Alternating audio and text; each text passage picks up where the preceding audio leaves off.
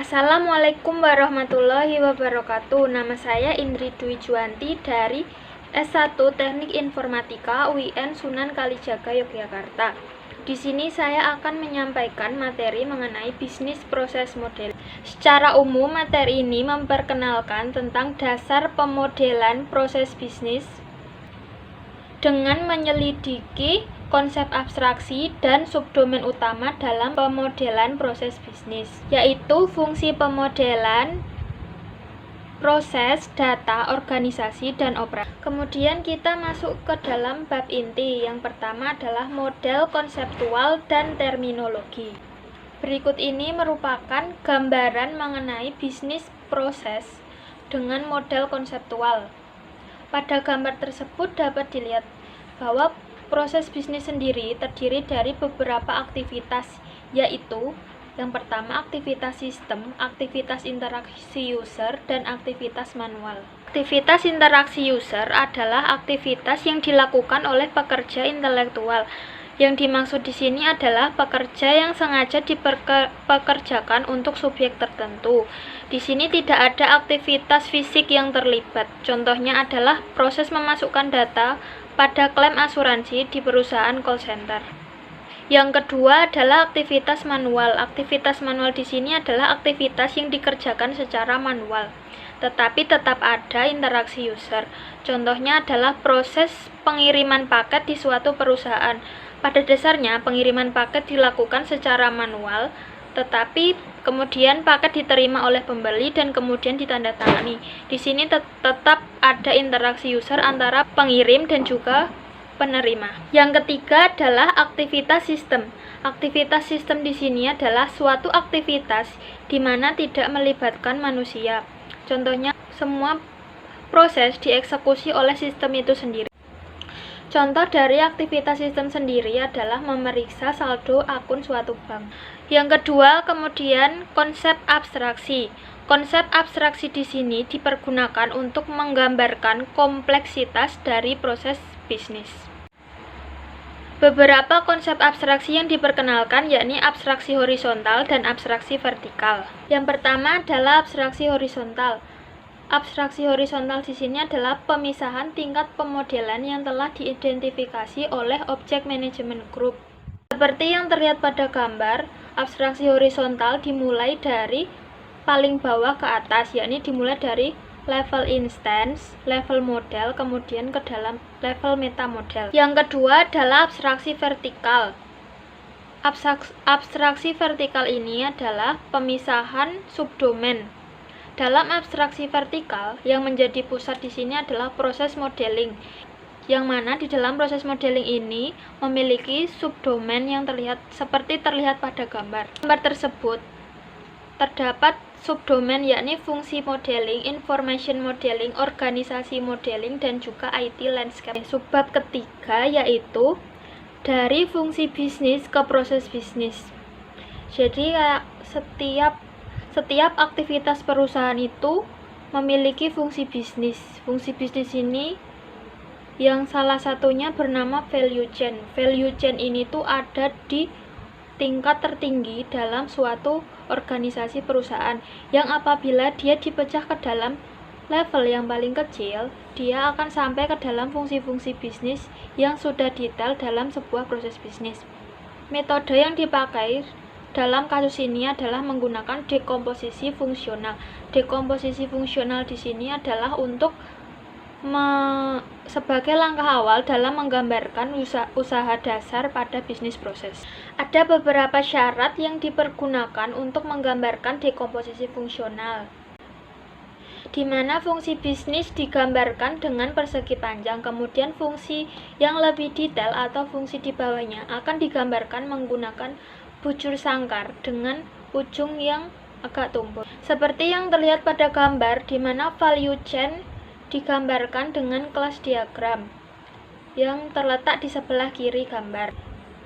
Dalam gambar tersebut adanya aktivitas analis order, simple check, dan advance check yang terkait antara satu dengan yang lainnya dengan batasan eksekusi. Di sini proses bisnis sampel dimulai dengan menganalisis pesanan, kemudian melakukan pemeriksaan secara sederhana yang kemudian dilanjutkan dengan pemeriksaan lanjutan. Hal ini tergantung pada keputusan yang dibuat pada saat selama eksekusi proses.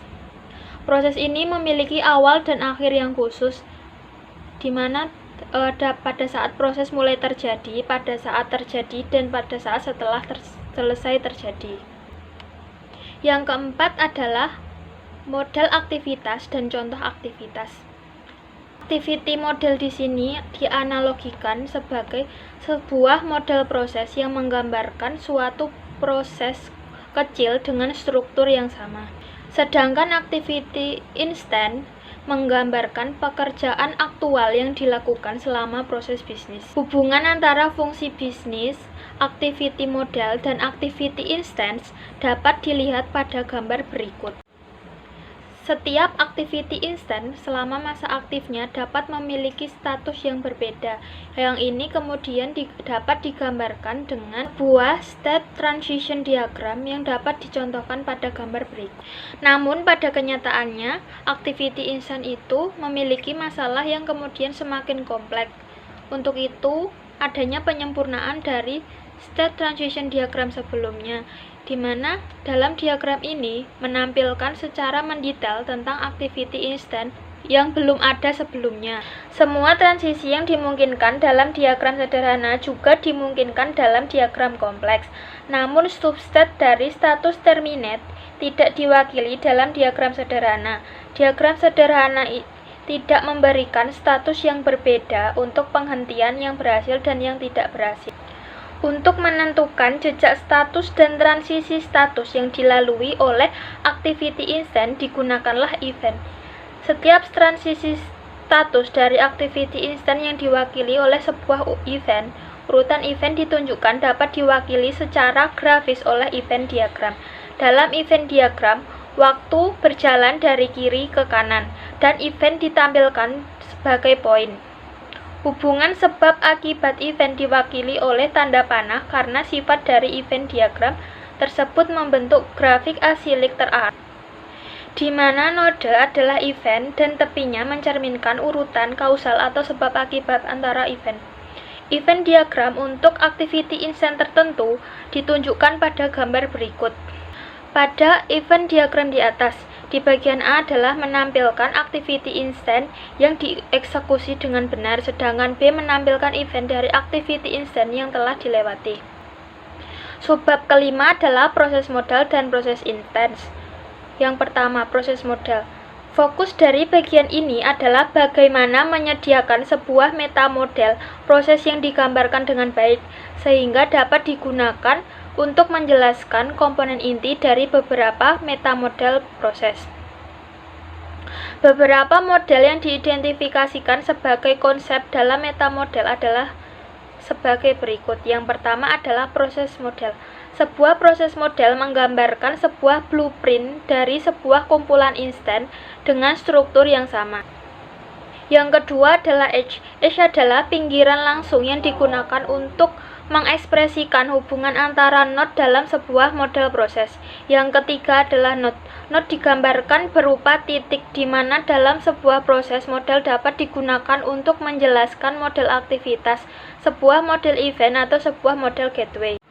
Untuk lebih jelasnya dapat dilihat pada gambar berikut. Untuk penjelasan gambar di atas adalah sebagai berikut.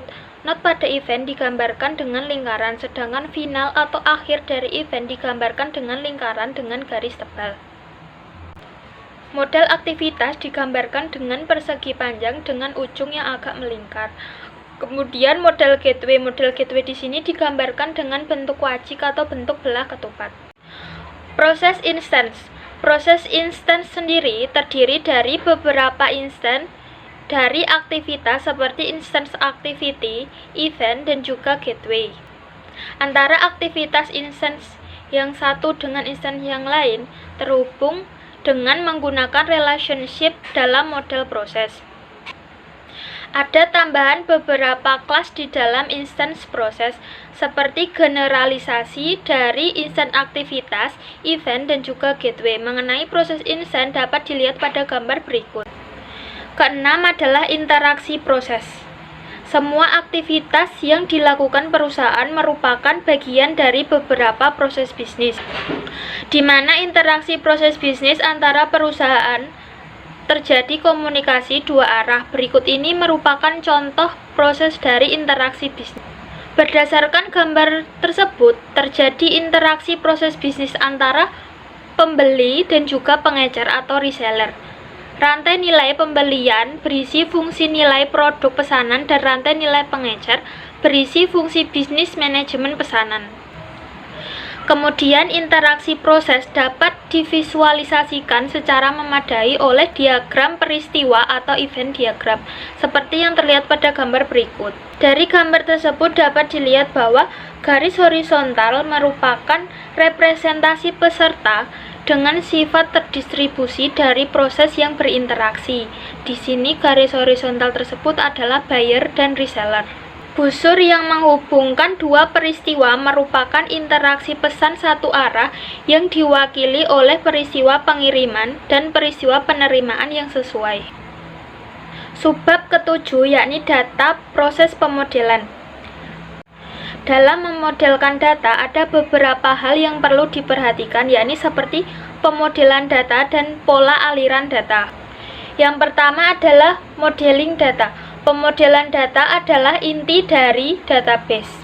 Pendekatan entity relationship digunakan untuk mengklasifikasikan dan menata data dalam domain aplikasi tertentu. Dalam upaya pemodelan, langkah pertama yaitu mengidentifikasi dan mengklasifikasikan entitas itu sendiri. Entitas adalah hal yang dapat diidentifikasi di dunia nyata yang penting dan tujuan pemodelan. Sebagai contoh, pesanan, pelanggan, dan produk adalah satu entitas dunia nyata yang perlu diwakili oleh model data. Untuk menggambarkan hubungan antara entitas tersebut, maka digunakanlah Entity Relationship Diagram atau ERD. Setiap entitas digambarkan dengan persegi panjang dan memiliki atribut yang digambarkan dengan elips, yang kemudian dihubungkan dengan garis dari entitas ke atribut. Kemudian masing-masing entitas tersebut dihubungkan dengan entitas lain menggunakan relationship yang digambarkan dengan bentuk wajik atau belah ketupat. Gambar tersebut merupakan contoh dari ERD.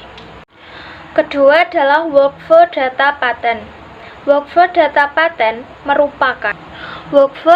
Pattern merumuskan karakteristik tentang cara menangani data dalam proses bisnis, di mana data yang ada akan dikoordinasikan dengan beberapa dimensi seperti yang pertama, data visibility.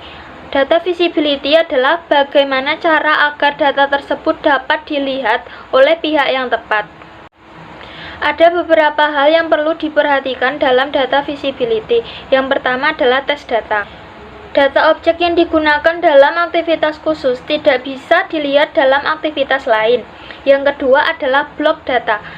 Data objek yang dapat dilihat oleh semua aktivitas yang diberikan oleh sebuah subproses. Yang ketiga adalah workflow data. Sama seperti blok data, tetapi dalam mengaksesnya harus sesuai dengan aturan yang ditetapkan pada proses bisnis. Yang keempat adalah environment data. Data objek yang termasuk ke dalam lingkungan eksekusi proses dapat diakses oleh aktivitas sebuah proses selama pembuatan proses. Kemudian, data interaction. Data interaction adalah yang mengatur bagaimana data tersebut dapat berinteraksi antara aktivitas dan proses yang ada. Data transfer. Data transfer adalah bagaimana cara mentransfer data yang dibutuhkan ke objek yang ditentukan dapat menggunakan prosedur maupun fungsi dalam bahasa pemrograman. Database routing adalah data yang memiliki implikasi yang berbeda dalam pembuatan proses, jadi dapat digunakan sebagai evaluasi kondisi dalam model proses. Yang kedelapan adalah organisasi pemodelan. Prinsip umum dalam pemodelan di organisasi adalah bagaimana mengatur sumber daya seperti manusia dan orang-orang yang bekerja dalam perusahaan yang sekiranya dapat mendukung sebuah proses bisnis untuk mencapai tujuan bisnis. Sebuah sistem harus dilengkapi dengan informasi mengenai struktur organisasi tempat proses bisnis akan dijalankan. seperti dilihat pada gambar berikut. Seperti dalam pemodelan proses dan pemodelan data, level metamodel menyediakan sarana untuk mengekspresikan model. Level pemodelan organisasi ada beberapa aturan formal tentang bagaimana mengekspresikan struktur organisasi serta notasi untuk mengekspresikannya. Konsep pada level ini adalah posisi, peran, tim, dan hubungan antara posisi seperti supervisor. Prinsip umum di balik pemodelan organisasi adalah sumber daya entitas yang dapat melakukan pekerjaan untuk perusahaan.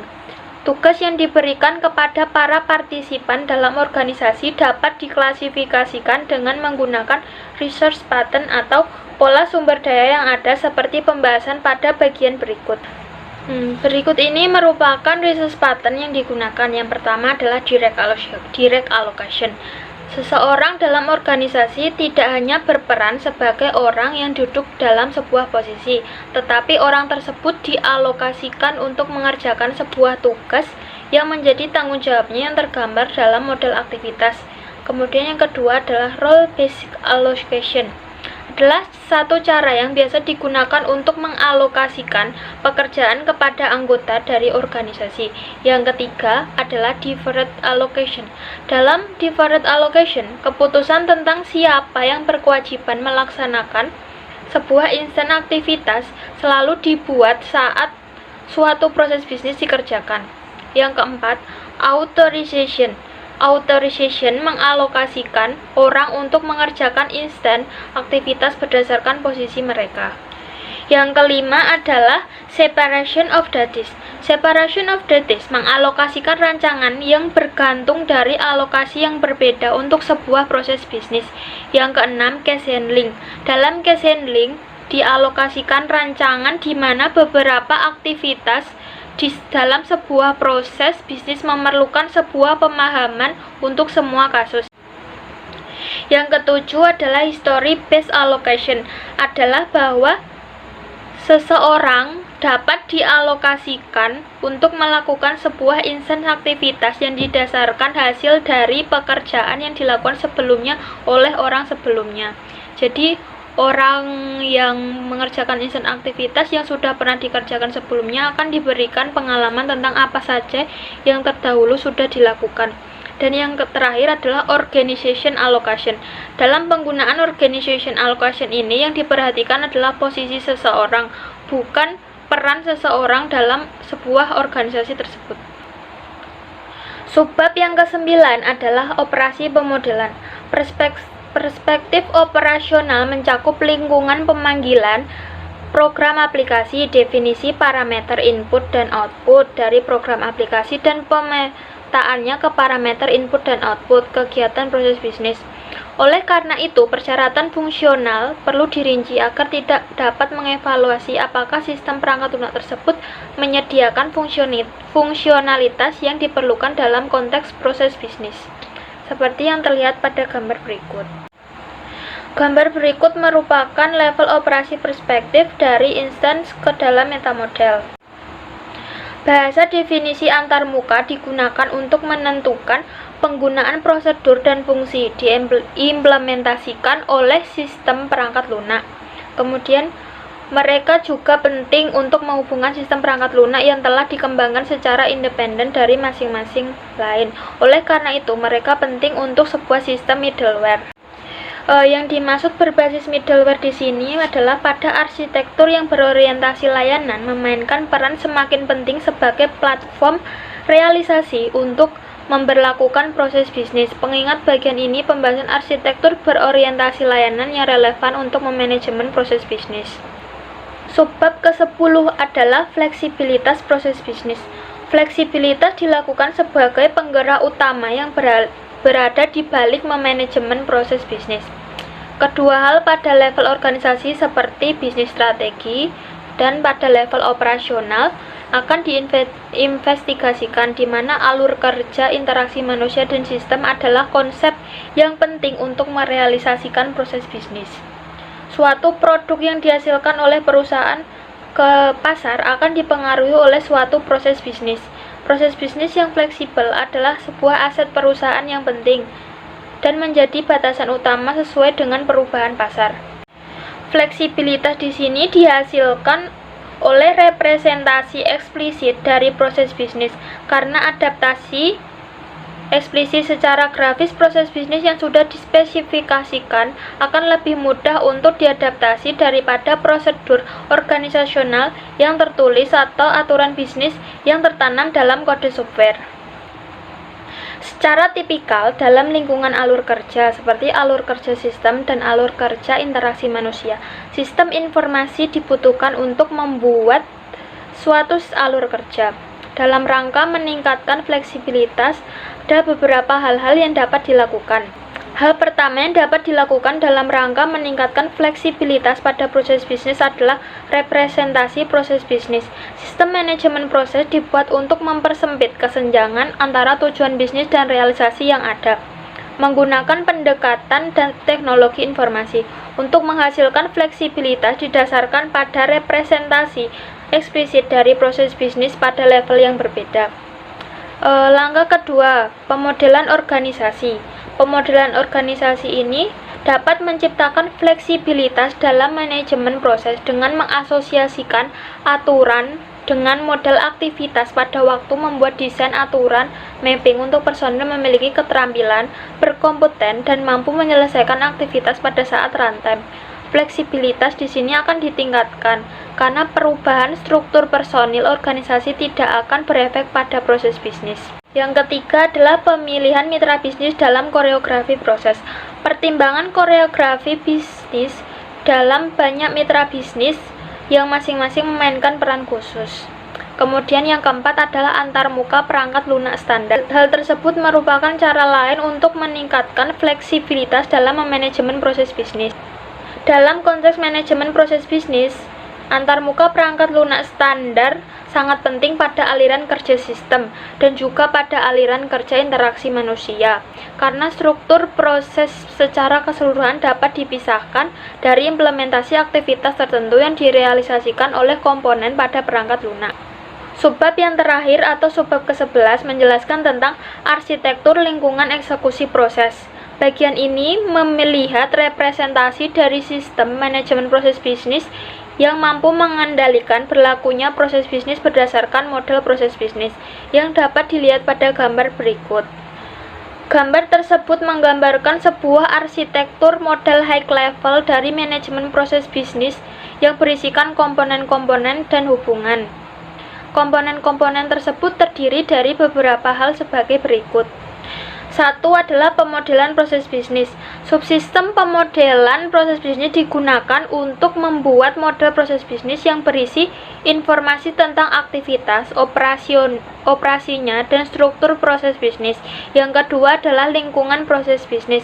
Lingkungan proses bisnis di sini memicu pembuatan insan dan pemberlakuan contoh proses berdasarkan model proses. Ketiga, repositori model proses bisnis. Repositori model proses bisnis ini memegang model proses bisnis yang dibuat oleh komponen pemodelan proses bisnis. Yang keempat adalah mesin proses. Mesin proses bertanggung jawab untuk membuat instance dan mengendalikan pelaksanaan proses bisnis. Yang kelima adalah penyedia layanan. Penyedia layanan di sini adalah suatu layanan yang dapat menghosting layanan aplikasi yang menyadari kegiatan proses bisnis. Yang kedua, mengenai lingkungan proses bisnis yang dapat dilihat pada gambar berikut. Lingkungan proses bisnis yang meliputi mesin proses dan dua penyedia layanan adalah agen yang diwakili dalam diagram peristiwa. Karena pengoperasian komponen pemodelan proses bisnis tidak menjadi fokus perhatian, komponen model arsitektur ini tidak direpresentasikan sebagai agen dalam diagram peristiwa. Mungkin itu saja yang dapat saya sampaikan. Semoga ilmu yang saya sampaikan ini dapat bermanfaat. Wassalamualaikum warahmatullahi wabarakatuh.